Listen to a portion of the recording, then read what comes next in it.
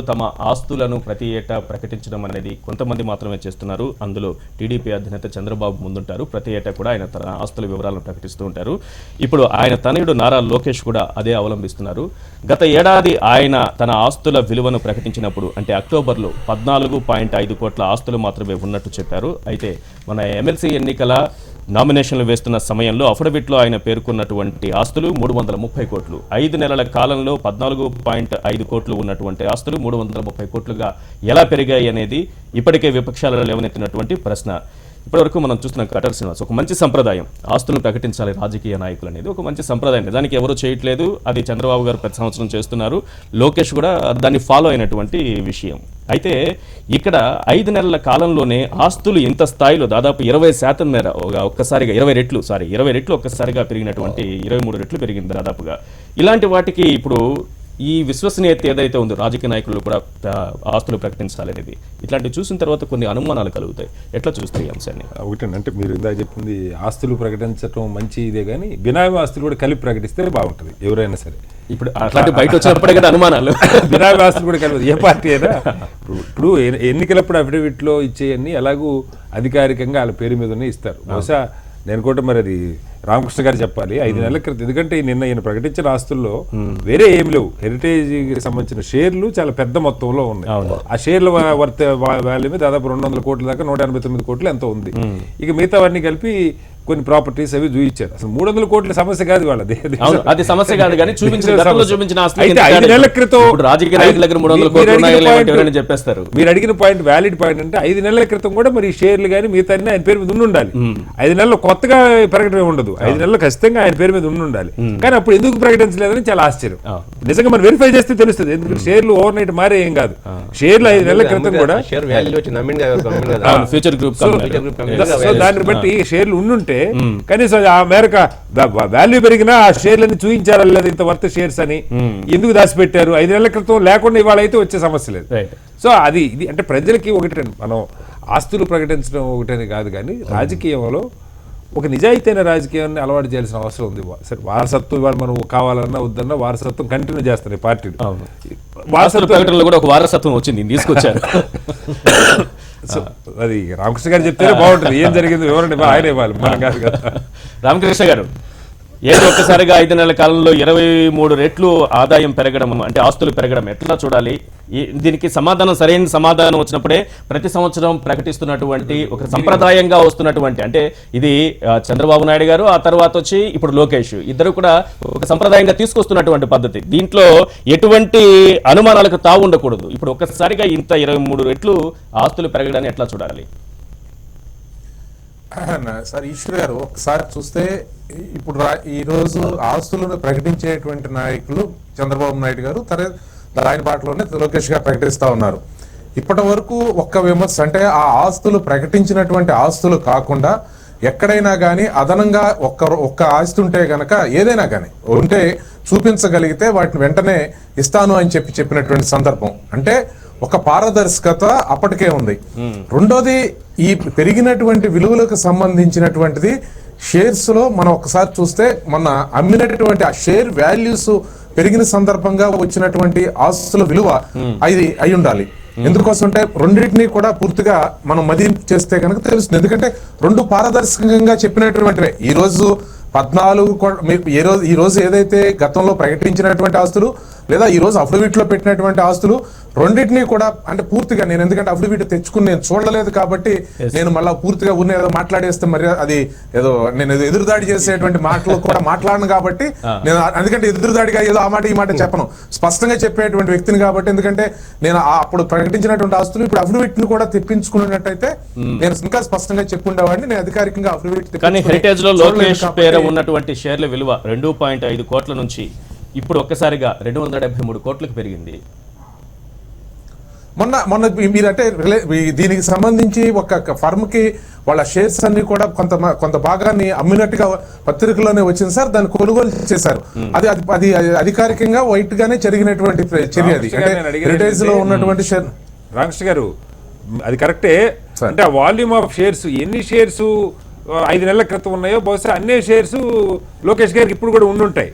ఇప్పుడు వారన్నట్టు 2 కోట్లది ఇవాళ 200 కోట్లు అయితే షేర్ వాల్యూ 100 రెట్లు ఎక్కువ పోయి ఉండాలి. అన్ని వాస్తవంగా అంత జరిగినట్టు లేదు. మరి అంతకుముందు 5 నెలల క్రితం అన్ని చూయించారో లేదో నాకు తెలియదు, కానీ ఇప్పుడైతే ఎన్నికల సంఘానికి ఇచ్చి ఖచ్చితంగా ఆయన పేరు మీద ఉన్న అఫీషియల్ చూయిస్తారు, లేకపోతే డిస్క్వాలిఫై అవుతారు. కాబట్టి డిస్క్వాలిఫై అయ్యే అవకాశం ఉంటుంది. నేను అందుకనే చెప్పాను, ఎందుకంటే ఖచ్చితంగా ఇప్పుడు ఆస్తులను ఎవరో ప్రకటించమంటే మేము ప్రకటించలేదు సార్, ఎవరో కోరిన తరమేలా మేము ప్రకటించలేదు. ప్రకటించింది ఒక స్వచ్ఛత కోసం, రాజకీయాల్లో ఒక మార్పు తీసుకురావడం కోసం. కాబట్టి దాన్ని అభినందిస్తూనే అది తప్పని ఎవరు అనట్లేదా, దాన్ని అభినందిస్తూనే ఇప్పుడు ఒక్కసారిగా ఈ 5 నెలల కాలంలో ఏం జరిగిందని అమ్మినంత మాత్రాన ఆయనకున్న షేర్లు విలువ చూస్తే అంత పెరిగేటటువంటి అవకాశం లేదు. ఇక్కడ ఏమవుతుందంటే మీరు అన్నట్టుగా ఒక పారదర్శకత అనేది మొదటి నుంచి మెయింటైన్ చేస్తున్నటువంటి చంద్రబాబు నాయుడు గారు కావచ్చు, లేకపోతే లోకేష్ గారు కావచ్చు, ఇప్పుడు ఈ ఆస్తులు ఈ విధంగా పెరగడం పైన అనుమానాలు అయితే డెఫినెట్ గా వస్తాయి విపక్షాలకి, దానికి సమాధానం చెప్పుకోవాల్సి ఉంటుంది. ఉండే అవకాశం అనుమాన పడాల్సిన అవసరం లేదు అంటున్నాను సార్. ఎందుకోసం అంటే ఇది అధికారికమైనటువంటి లెక్కలు. ఒకవేళ దీన్ని దాచిపెట్టేసి కాకుండా ఇప్పుడు ఇది వారు ఎవరన్నా బయట తీసుకొచ్చి ఈ ఆస్తుల విలువను ఎందుకు తప్పించారో లేదా ఎందుకు మీరు చూపించలేదు అని అడిగితే అప్పుడు మేము అనుమానానికి సమాధానం చెప్పాలి. అప్పుడు అధికారికంగా ప్రకటించిన లెక్కే, ఇప్పుడు అధికారికంగా అఫిడవిట్ చేసినటువంటి లెక్కే. ఈ రెండింటి మధ్య ఉన్నటువంటి వ్యత్యాసాన్ని మీకు విశ్లేషణగా చెప్పాలంటే నేను 2 అఫిడవిట్లు పెట్టుకున్నట్టయితే ఖచ్చితంగా మరింత సమర్థవంతంగా పూర్తి స్థాయిలో అంటే మీరు విశ్లేషించి పూర్తి స్థాయిలో చెప్పడానికి అది అవసరం అవుతుంది. కానీ ఇది అనుమానం అయితే ఏం రావట్లేదు మీకైతే ఇంత ఒక్కసారిగా పెరగడంలో అనుమానం లేదు సార్. 100% అనుమానం ఉండాల్సిన అవసరం లేదు. 2 అధికారి ఇది కాకుండా ఇది ప్రకటించలేదు, ఈ ఆస్తి విలువ ఇదిగో 50 కోట్ల రూపాయల ఆస్తిని దాచిపెట్టారు, ఈ రోజు మేము బయటికి తీసుకొచ్చాం, దీనికి సమాధానం చెప్పమనండి. వాళ్ళ ఆస్తులు దాచి వాళ్ళు ఏదో సంపాదించినటువంటి ఆస్తులు దాచిపెట్టి ఈ రోజు ప్రకటనలు చేస్తా ఉన్నారు అని కనుకంటే అప్పుడు అనుమానించాలి. ఇట్లా ఒక ఆస్తినే దాచారా, ఎన్ని ఆస్తులు దాచారా అని చెప్పి మమ్మల్ని ప్రశ్నించకుంటుంది. కానీ ఉన్నటువంటి ఆస్తులని మేము ప్రకటనలు చేయడం ద్వారా పారదర్శకత్వంగానే ఉంటుంది తప్పించి పెరిగినటువంటి యాక్చువల్ గా షేర్స్ కు సంబంధించి విలువ ఏ రేషియోలో పెరిగింది అనేది ఒక్కసారి మనం చూసుకుంటే సరిపోతుంది సార్. అది రామకృష్ణ గారు, మీరు ఇట్లా ప్రజల చెవుల్లో పూలు పెట్టేపోతే నమ్మే పరిస్థితుల్లో పబ్లిక్ లేదు. ఇప్పుడు ఒకసారి ఆలోచన చేయండి, గతంలో అక్టోబర్లో ఉన్న ఆస్తుల విలువను విపరీతంగా ఒక లోకేష్ ఎందుకు పెరుగుతుంది, ఆమెది కూడా పెరగాలి కదా, ఆమె కూడా దాంట్లో కొడుకుది ఉంది, కొడుకుది ఏమో తగ్గింది, వాళ్ళదేమో పెరిగింది. అది ఎట్లా అవుతుంది, పెరిగితే అందరిది పెరగాలి కదా.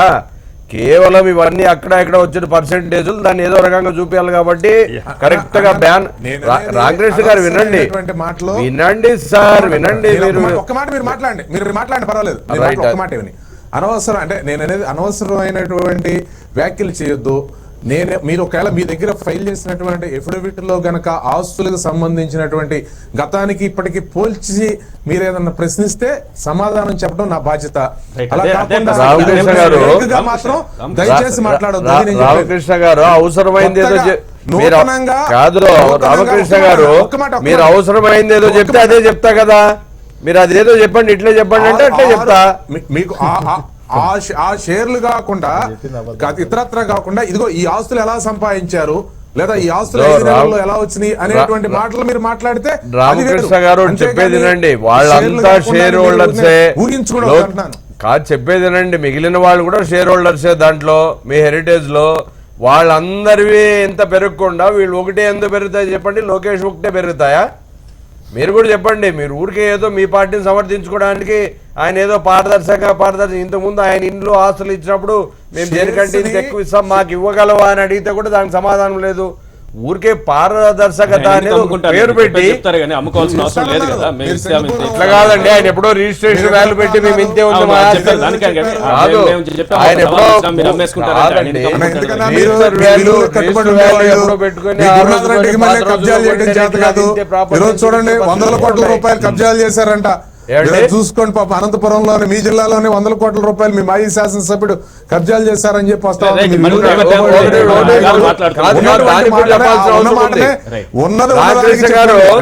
రామకృష్ణ గారు ఉండండి, మీరు చెప్పేది అటు స్టాప్ చేయండి.